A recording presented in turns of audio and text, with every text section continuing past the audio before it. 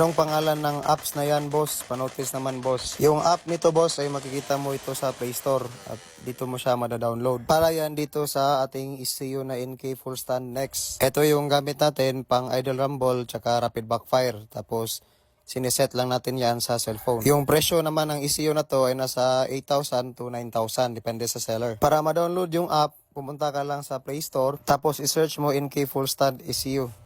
Tapos, open mo tong full stand next. So, yan yung i-download mo.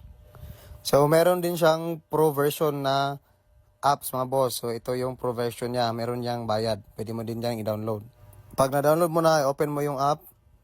So, dapat naka-on yung motor mo. At naka-on din dapat yung Bluetooth ng cellphone.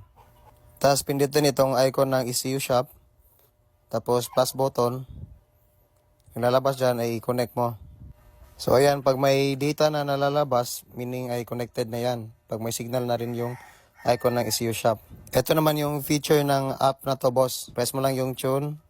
So dito sa calibration, dito yung first thing na i-calibrate mo pag bagong kuha mo yung app para makuha mo yung data ng motor mo. So meron din dito yung injector tuning, dito ito yung sa fuel.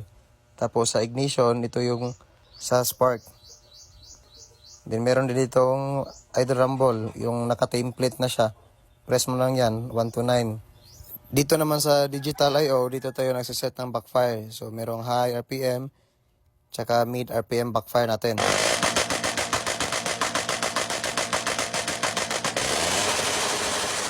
Sa idle rumble naman, dito sa ignition, ito yung tune natin.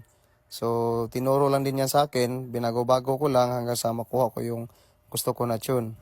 So, yan yung tune natin sa ignition o yung sa spark plug. So, sa injector naman,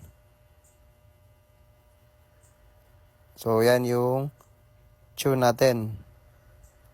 So, aside from injector at ignition, meron din tayong binabago sa calibration para makuha natin yung idle rumble. So, ang binago ko sa calibration ay yung minimum TPS ko ay ginawa kong 80. At yung stopper natin dito sa throttle cable ay tataasan natin to.